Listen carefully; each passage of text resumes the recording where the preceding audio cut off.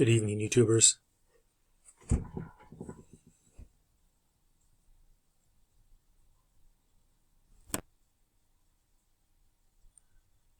Good evening, YouTubers. It's me, Johnny, coming at you from Quetzaltenango. Tonight is Saturday. It's 3/6/2021, March 6, 2021. And I just want to make a short video on what's going on in Guatemala. I think things are more or less back to normal.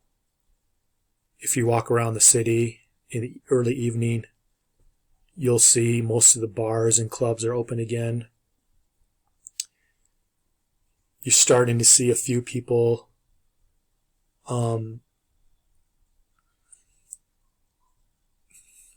you'll start to see a few people that are not wearing masks.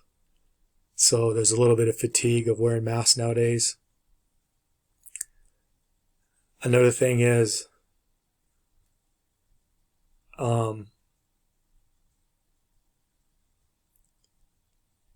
country is open up now, so if you're leaving out of the United States, you need a test, usually, but that's because you need that test, the COVID test, to get on the airplane. But the Guatemalan Customs Immigration doesn't require it. They'll test you when you arrive. My understanding is even if you get that test, you still have to get a test when you arrive. But since that's all in flux, I don't want to comment too much. But if you do have a vaccine, and if you have the vaccine where you need 2 doses and you have the 2 doses, you don't need the test. But like I said, to get on a U.S. bound or a U.S. airline in the United States, my understanding is you're going to need the test just to get in the airport and get on the plane. So expect to be tested when you come in to Guatemala. I'm not sure if that's 100% true though, but that's what I've been told. I typically don't fly unless I'm flying to South America or going to Asia or something like that. So I'm not 100% on the ball, but more or less things are now open. There's really no restrictions that I'm aware of. In the past, the markets were supposed to shut down at 2 p.m. and then 5 p.m., but that's not even happening. They just shut down when they shut down. Most of the markets are open till like 8 or 9 in the evening. In the past, the bars are supposed to close at 9 or 10, I think. I think actually 9 o'clock. I don't think that was ever enforced. Now looking at everything, as I cruise around the city in early evening, it's like 7:30 right now. The bars and clubs are open. People are really going out quite a bit right nowadays. I've noticed now the malls are fuller than just even 1 month ago.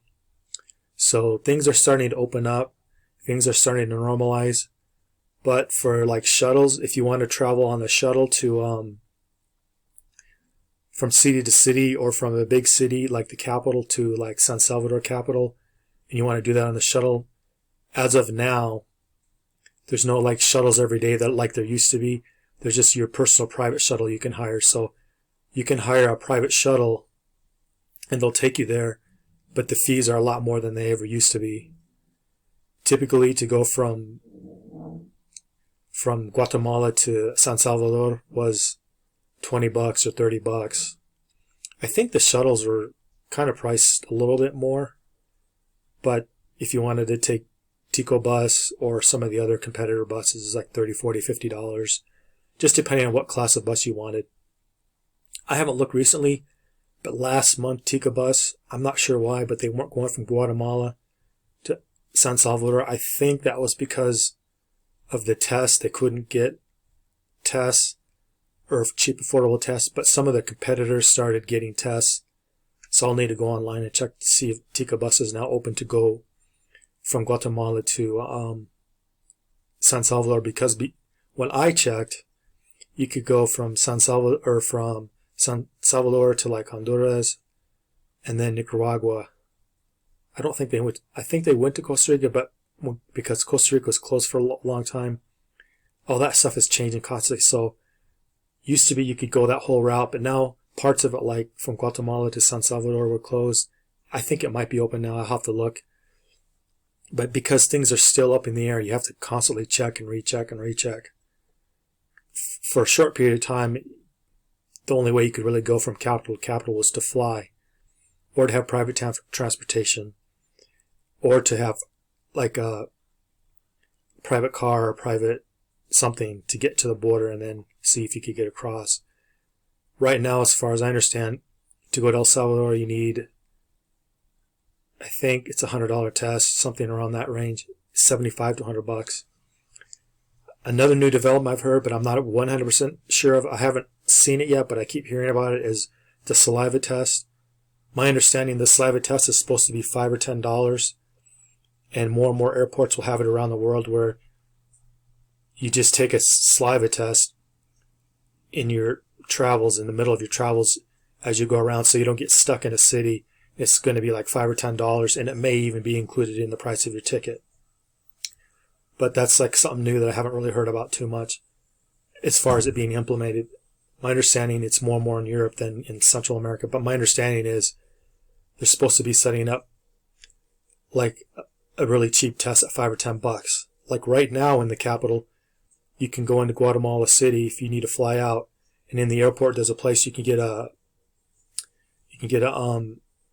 regular COVID test, and I think a PCR test, but most places you just need the antigen test. But you can get it at the airport now. It is, I think, $75, maybe $100, but you can get it. But my understanding is those prices are set to maybe go down quite a bit. Other than what I just said, things seem to be back to normal. There's more people not wearing masks, but in general, most people are wearing masks. But I still think the rule or law is you're supposed to wear a mask when you're outside. Here in Guatemala, you're required to wear a mask if you go into a bank, you go into a grocery store, and in general, more of the nicer businesses. Now, some of the less small businesses aren't as picky about that, but in general, I wear my mask everywhere, so if you just have it on you, you won't need to worry about it. But my understanding is most of these businesses, it's required, but it's kind of like the States. Not everyone's doing it. It just depends where you are. And like I said, just tonight, I know it's just more and more people kind of not wearing the mask anymore. So there's kind of a mask fatigue. So that's what's going on here in Central America and Guatemala. At least in Chile. I was in the capital a couple weeks ago,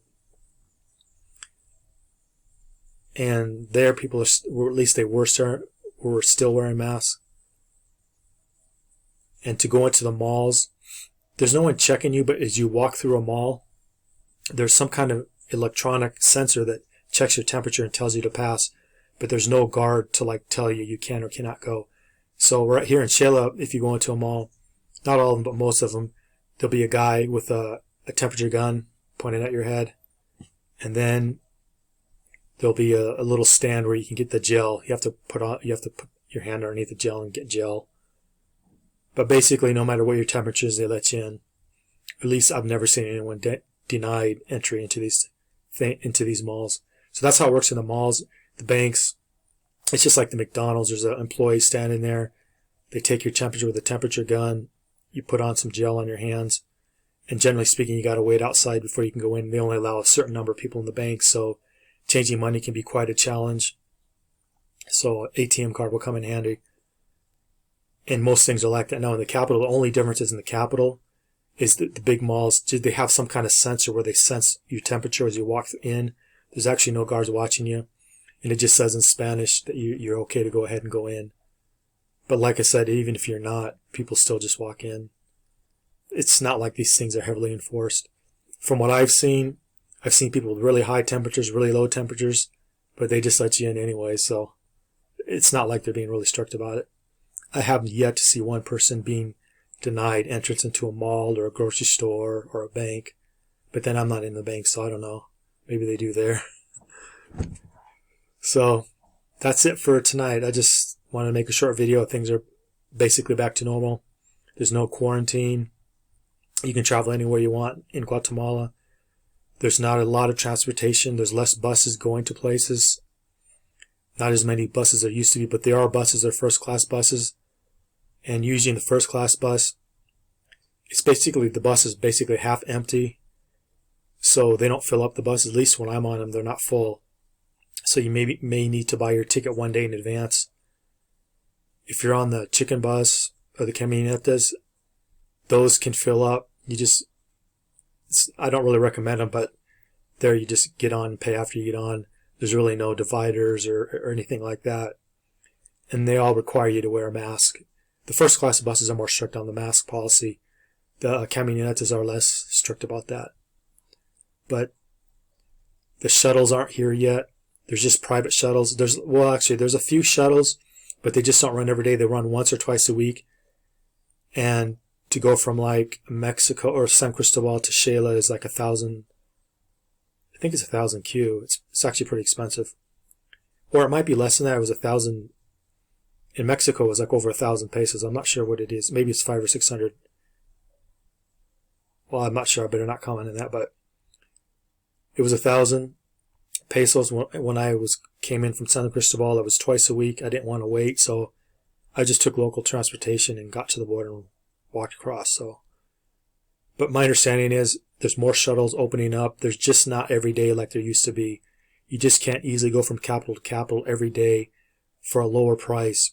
You can go from capital to capital, but it's once or twice a week, or you have to get a private shuttle and then pay quite a bit more. I don't know because I don't keep up with the prices, mainly because it costs approximately $75 to $100 to cross every border. So I've been kind of waiting to see how things are going to play out, to see if they get a cheaper saliva test where they pay $5 or $10 to go across the border. But that's just been my experience so far. But as far as traveling internally in the country, there's plenty of transportations. There's just not as much as there used to be. If it's a first class bus, in my opinion, you need to buy that one day in advance. And the buses are about half full there. So there's not a lot of people on the buses. So if you're worried about that kind of thing, at least when I go to the capital, the buses are half full. I haven't done as much internal travel, so I'm reluctant to comment too much. I'm going to start now that it seems like everything's opening up now, so it'll be easy to go from city to city. I just take local transportation. I've been wanting to go to El Salvador and Honduras, so I want to see, because El Salvador is the hardest country where they make it the most difficult. Honduras and Nicaragua is less, it's a lot easier, but even now that things are open up, it's still not easy, and you still need those COVID and either the antigen test or the PCR, but they are still kind of priced high, $50 to $75. Sometimes they're even $100 to $200. So that's kind of curtailed people traveling. People aren't traveling as much. So I'm hoping they get those saliva tests that are $5 or $10. Anyways, that's it for now. Like, share, leave a comment. And if you've been to any of the adjacent countries, maybe leave a comment on what your experience is in Honduras, El Salvador, and Nicaragua. Good night. Have a good one.